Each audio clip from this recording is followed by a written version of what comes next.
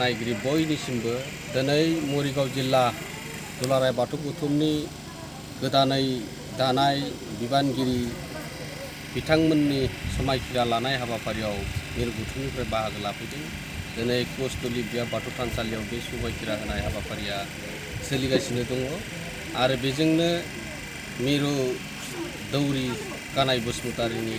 दैदेननायाव दिनै समायखिरा होनाय हाबाफारिया सोलिदों। दिनै मरिगाव जिल्ला दुलाराय बाथौ गौथुमखौ मोनसे मोजां फोसाबनाय फोगोबनाय आरो खौसेथि गोजोन थासारि लाबोनो हानायनि गोजान बिबानगिरि बिथांमोनखौ दिनै समायखिरा होनाय जादों आरो बेयाव दुलाराय बाथौ गौथुमनि सिङाव थानाय मरिगाव जिल्ला दुलाराय बाथौ गौथुम बिथांमोननि मावथि फारिया बिथांमोना दिनै जाबायदि ओंखारबोनानै खामानि मावदों आरो बेजोंनो लोगोसे दिनै गुबुन जायगायावबो जिखिनि गोबां बर' गैया बेयाव खम बर' सुबुंनि गेजेराव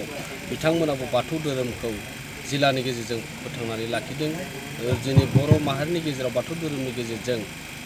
बाथौ धोरोमनि आसार खान्थिजों बिथांमोना रायजो जादों आरो बेजोंनो लोगोसे मुलुगनां खालामनो थांनायाव मरिगाव जिल्लानि बाथौ सिबियारि बिथांमोनाबो नारा नाथा नाजागासिनो आरो गावनि आसार खान्थिखौ मालाबाबो खोमाना लायाखै आरो दिनैसिम फोथांनानै लाखिनो हादों आरो बेजोंनो लोगोसे दिनै दुलाराय बाथौ धोरोमखौ धोरोम हिसाबै खुंनायाव बिथांमोनाबो आगानसे दिनैनि बिबानगिरि बिथांमोना दावखोबोनो हादों आरो दिनै बिथांमोना उनफिननानै थायाखै। दिनै आसार खान्थि हारिमु दिनै गाननाय जोमनाय गासैबो दिनै बिथांमोननि जिल्लायाव गोथां महर जानानै दङ आरो बिथांमोना अरायसम बेखौ आरो बिथांमोना गोदानै जिखिनि मोनदों बिथांमोना जिखिनि मावनांगौ खामानि बाथौ धोरोमनि मावनांगौ खामानि बिथांमोना मावलांनो थाखाय दिनैनि समाव साखाफारा जादों आरो जिखिनि दिनै गोदानै बिबान मोननाय आफादगिरि सुखदेब ब्रह्म आरो नेहाथारि खगेन खाख्लारि बिथांमोननि गोग्गोम